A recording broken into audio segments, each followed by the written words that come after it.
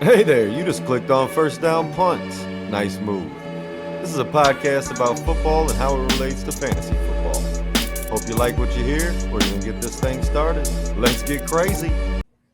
And welcome in, everyone, to another episode of First Down Punts. I'm your host, Coach Chris. Today, we're going to be going over some injury news from Week 15 going into Week 16, as well as get our starts and sits for Thursday night football and both of the Saturday games. We have the Rams taking on the Seahawks. Both teams are 11-3, and this will be for the division lead, as well as a good seed in the playoffs for the next week or so until we get into Week 17 and Week 18, see what happens. But and then we got the Bears versus the Packers and the Eagles versus the Commanders on Saturday. The Eagles-Commanders, I believe, is the first game. So we'll get into all of those. But first off, with these injury news from Week 15, obviously some of the big names. Patrick Mahomes tore his ACL, and I believe it's his MCL is also torn. So he will be placed. He's been placed on IR now already. Have surgery, and they're going to hope they can get him back by week 1. Might end up being by like week 4, maybe start the season on the pup. Micah Parsons, Packers defensive end, tore his ACL as well. And on the same play, their safety Evan Williams sprained his MCL. So Parsons has been placed on IR. Williams, we're waiting to see if he's just going to be out for a couple games and then come back, or if they're going to end up placing him on IR. But Mahomes and Parsons are obviously two huge names to be losing for the season. The Chiefs were just eliminated in the playoffs, and they lost Mahomes. It's that whole insult to injury or injury to insult, whichever the way the phrase goes. But it's definitely going to affect fantasy going forward for all those Chiefs players. And Rashee Rice is in concussion protocol. He had symptoms on Monday.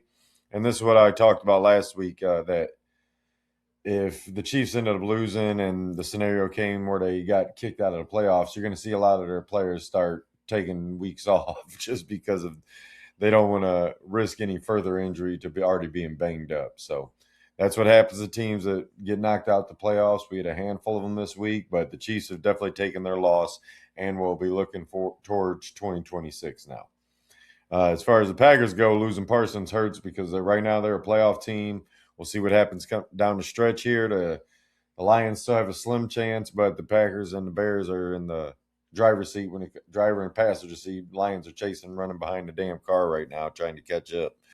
We'll see what happens in the NFC North over these last 3 weeks, but Bears and Packers play each other, so they could end up switching spots again at the top of the division.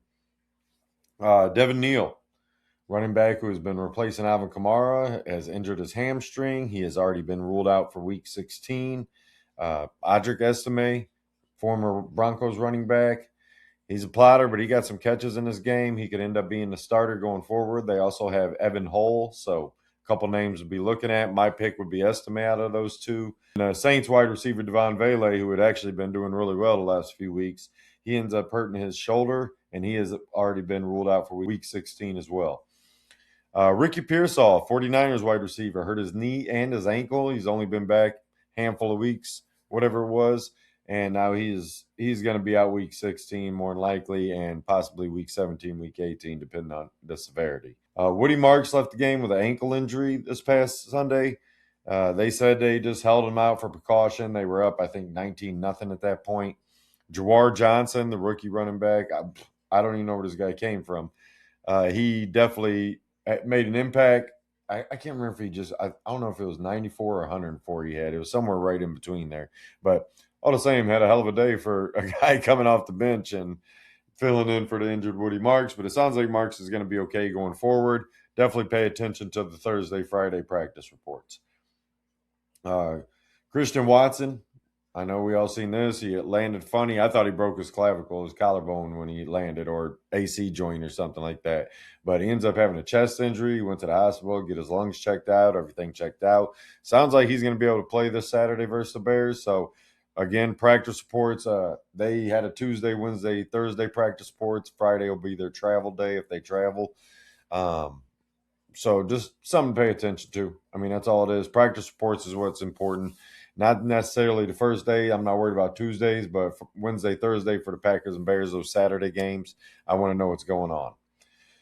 Luther Burden for the Bears. They had Rome Odunze get ruled out last minute on Sunday, which was disappointing to a lot of fantasy managers. just because they were ready to start him, had him in. Luckily, it was an earlier game, so hopefully you got him out of your lineup and put somebody else in. But Luther Burden was actually doing well in this game and then hurts his ankle. There's a possibility he's not playing. There's a possibility Dunze's out as well again on Saturday. So, again, practice reports, practice reports, practice reports. If we get to it on Friday, we'll get the video out. If not, it'll be on Saturday, so it might be before or after the game already starts about whether or not they're actually playing. But it's all about how much time I got on Friday. So, Bashal Tootin injured his finger. He is going to be week to week right now. It's all signs are go for Travis Etienne. He's been doing great. If you go look at his stats, man, over the second half of the season so far, he's been excellent. Been one of the top backs in the fantasy, and I expect that to continue. LaQuinton Allen is the third stringer there. He'll probably get some involvement, but I'm not expecting him to have even as much as Tootin was having. So I think Etienne is the guy that could win a lot of people fantasy championships over these last couple weeks. Bam Knight for the Arizona Cardinals. He was carted off, has a season-ending ankle injury, so he's been placed on IR. Michael Carter and DeMercado are the other running backs there in Arizona. Michael Carter got the bulk of the carries after Bam Knight left. DeMercado, he's the better athlete in my mind, but he was injured already coming back, and now we'll see what happens coming this forward. But again, like I said, I'm not really interested in starting either one of them. If I had to pick one, it'd probably be Carter just because I believe he's going to get goal line carries and stuff like that. So, Baltimore linebacker, I thought he's going to end up playing safety in the NFL, but he's been playing linebacker for Baltimore. The rookie Teddy Buchanan, hell of a tackling machine. He has a torn ACL as well, just like Parsons and Mahomes. So he's out for the season for them. I'm sure they're going to be making some kind of roster move here coming up. Javonte Williams, Dallas running back, he left the game for a little while in the second quarter, came back after halftime, but had a shoulder injury. Definitely something that I got him on my fantasy team. I hope he's going to be fine. He didn't practice Wednesday, I don't believe, which I'm not really worried about that. Like I said, with Wednesdays being the first practice day for most teams that play on Sunday or Monday, generally that I'm not worried about that first day of practice. It's more about the next 2 days. So, Javonte Williams, if he was to miss, Malik Davis is going to be the starter. He came in, was running really well while Javonte was out. He's had some success in his limited opportunities already this season. So if you have Javonte, go get Malik Davis and put him on your bench just in case. If you don't have Javonte, go get Malik Davis just in case you're playing Javonte this week in the playoffs if you advanced. Jalen Hurts got a little banged up, something to pay attention to, but I think he'll end up playing just fine on Saturday. It's late in the season, man. Guys get banged around, but just wanted to note it. RJ Harvey, he had a rib injury, but he had a full practice Wednesday. So sounds like he's going to be fine to go this week. I'm not expecting I don't remember if he said that they said he had a non-contact jersey on or not, but he had a full practice. That's the most important part after getting a little banged up last week. Chris Rodriguez, who actually got ruled out before the game last week, he practiced in full Wednesday. So Ja'Cory Krosky-Merritt had a really good game. I think it was like 18 for 94.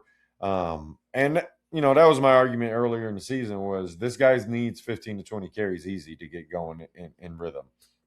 They didn't have much of an opportunity to do anything else because McNichols just isn't the same talent. And with Rodriguez being ruled out, it was definitely something that gave Ja'Cory Krosky-Merritt an opportunity to show what he's got if he could get enough carries. I'm wondering if they're going to split carries, but I think Rodriguez will still be the starter if healthy this week. So, Ollie Gordon, he has an ankle injury. Sounds like he's going to be okay, though, but he did get banged up in the game this past week. And then speaking of Miami, some NFL news we got here. Miami has benched Tua Tagovailoa and is starting 7th-round rookie quarterback Quinn Ewers, who has jumped Zach Wilson, which is no surprise to me because Zach Wilson is fucking terrible. But Quinn Ewers from Texas comes in. He's going to have an opportunity. He had a little bit of success in the preseason. We'll see what he can do going down the stretch. I mean, Miami is one of those teams got knocked out the playoffs this week. So let's see what Ewers got before they have to decide what to do with Tua and what to decide to do in the 2026 NFL draft. The Miami Dolphins also cut Matthew Judon, the defensive end. So he should be free. I don't remember if he's got to go through waivers. I forget the process now. But definitely a guy that the team could add that has a playoff chance or is already making the playoffs. They're going to. be a good addition to a team as a pass rusher, solid against the run and stuff. Drake London, another injury update, kind of. He was practicing in limited fashion on Wednesday, so hopefully he can get going and then get him back for this week. The Jets have fired defensive coordinator Steve Wilks. Defense has not been playing as great as they expected, as good as I expected this season. They ended up trading Quinn Williams and Sauce Gardner. I didn't expect it to get any better, but it's definitely a little shocking that they're firing Wilks, with 3 games left in the season, but apparently wasn't happy with his performance. Phillip Rivers, who started this past week, damn near won the game if his defense could have held up for a couple plays. He got him in position to kick a field goal, but he threw a touchdown, but only threw for like 124 yards or something like that. He looked old. I mean, that's just the gist of it. He knows how to run an offense. This is the thing about Rivers. Like, this is the thing about veterans, and this is why they went and signed this guy, where everybody said, oh, you could have signed this guy, or you could have signed that guy, some young guy or something, or stole somebody off a practice squad guy. Veterans have seen every offense, man. Phillip Rivers played 17 years, 18 years. I think it was 17. He knows what an offense is. But he is definitely not the same physical specimen that he was when he was in his prime. And not that he was some super athlete, but he looked a hell of a lot much better when he was younger. Well, I'll say that. He looked a little stiff out there. And we're going to see what happens this week. But he's starting again this week. So I think you're good to start Josh Downs and Michael Pittman, Tyler Warren, and Alec Pierce. I was really surprised Warren didn't have more opportunities, but he was just not looking to him, man.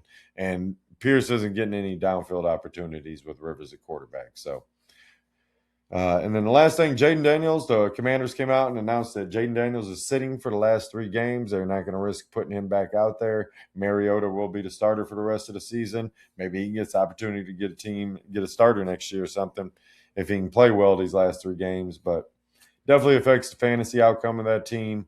And they play the Eagles on Saturday, so tough matchup. Granted, they probably won't have Jalen Carter or Lane Johnson still.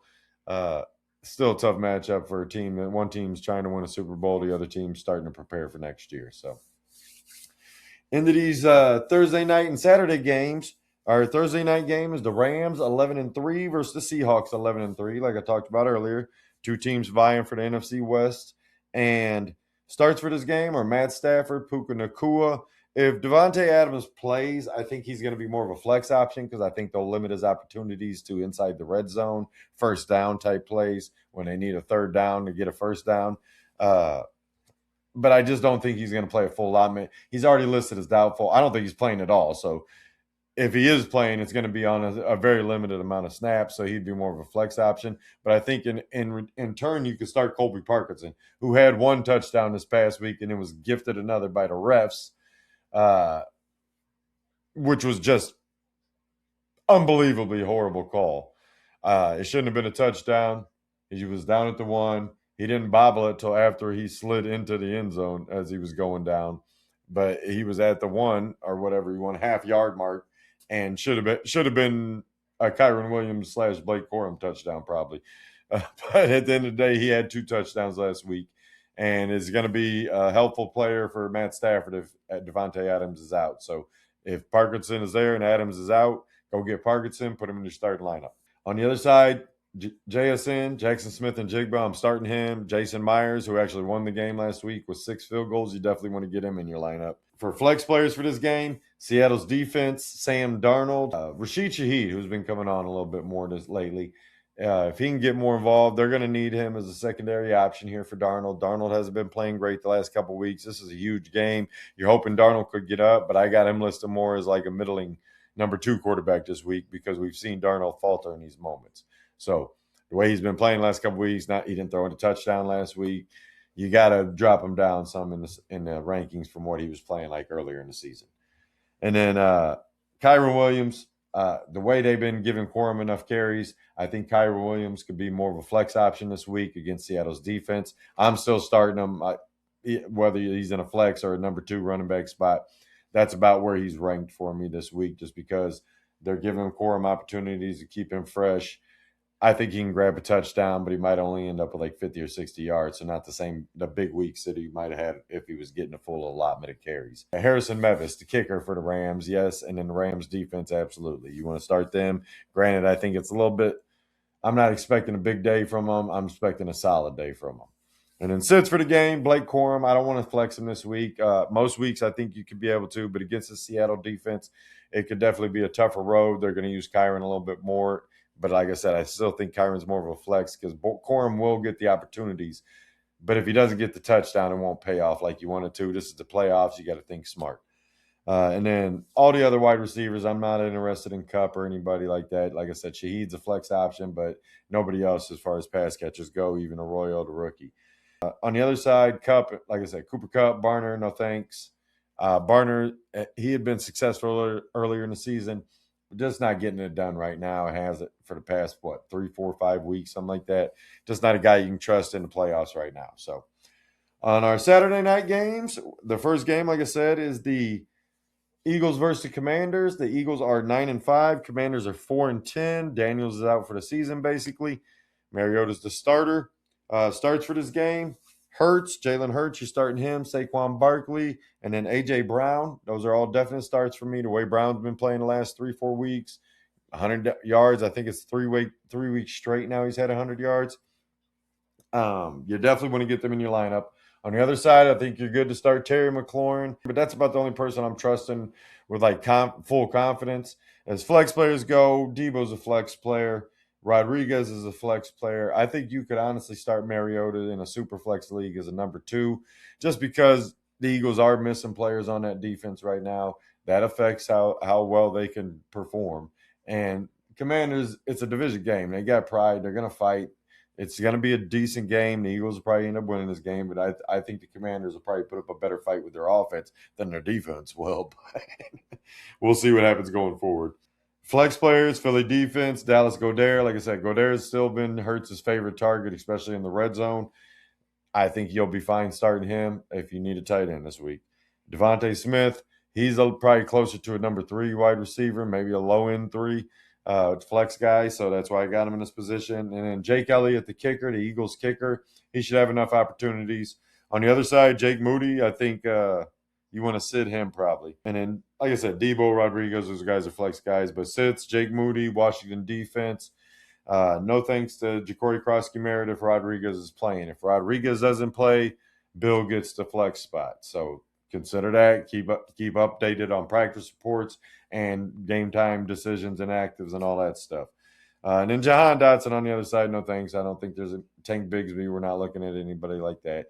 We know who the guys are for Philly. So, and then in the night game, the Packers 9-4-1 take on the Bears 10-4. Again, this is probably for the division. The Packers already won the first game over the Bears. Then the Packers end up losing this past week. Bears win, so they jump back with a better record with the 10 wins. This is for the division between these two. I don't think the Lions are going to have a very good chance of winning the division. This is probably the deciding factor. Now, with Parsons gone, maybe that Packers D starts giving up more points. They falter. The Bears, that just means the Bears take that next step and create separation from both of the teams. So, starts for this game, though, Josh Jacobs. He's been playing through a knee injury, but he's a tough son of a bitch, and he just keeps succeeding. And at the end of the day, I'm putting Josh Jacobs in my lineup every time. And I think you can start Jordan Love this week. Yes, the Bears have been turning it over, but the biggest thing about Jordan Love is he's probably closer to a super flex number 2. If Watson doesn't play, he's definitely got to drop down in the rankings. If Watson plays, I think you're good to go. I think he'll get a couple touchdowns in this game. It's just hard to trust. I think the importance of Watson, and it's good to have Jaden Reed back as well, is going to help Jordan Love more and more. This is, like I said, for the division in my mind, and this is a game that's going to matter more than anything. So I think Love's going to step up and perform in this game. On the other side, you start Christian Watson if he plays. On the other side, you're starting Caleb Williams because, again, this is a huge game. I want pieces of both of these teams if I can, because I think there's going to be some points scored. DeAndre Swift, he's a little banged up, but I think he's going to play. And as you can see, he continues to be a great start. Like I said, he was a staple back consideration earlier in the season. I haven't done an updated version of it. I need to, just so I can see who's going to end up being our staple backs. But he is a guy that's been performing well and getting the touchdowns, even when Monangai gets some touches, and that didn't happen much last week. Cairo Santos and Chicago's defense. They lead the league in turnovers. You keep starting them. Santos, hell of a kicker. Flex guys, Jaden Reed. I think you can flex him whether Watson plays or not. I think if Watson doesn't play, that bumps up Reed even more and probably even gets Golden a little consideration. Definitely puts Dobbs in flex consideration if Watson is not in. But I got Dobbs as a sit, and I got Reed as a flex right now. DJ Moore and Colston Loveland, I got them both as flex players. If Adunze and Burden are both out, I think DJ Moore should be a full-time starter as a low-end number 2, high-end number 3 receiver for you. And then Brandon McManus, you can flex him if you need a kicker this week. He's been more consistent the last couple of weeks. It's a big game. We'll see what happens if he can perform if called upon. But the way he's played the last couple of weeks, he's been back to old Brandon McManus. And if you're in need of a kicker that could put some points on the board, he's definitely a guy that's got the talent. And then sits for this game, Rome Odunze. I don't think I want to take the risk even if he plays with that foot injury. He's already dealing with stuff. Burden, I think you can flex no problem if he's playing. I just don't want to do it with Odunze for the simple fact that he wasn't performing well already. They tried to give him a week off. I think he's going to end up taking another week off and maybe get back for week 17, week 18, going into the playoffs. And that's why, again, practice reports and active lists are always important. Other than that, guys, we're going to get out of here. I hope you're having a good afternoon, good evening, good morning, whatever time you're watching. Until next time, I'm out. First down, punt!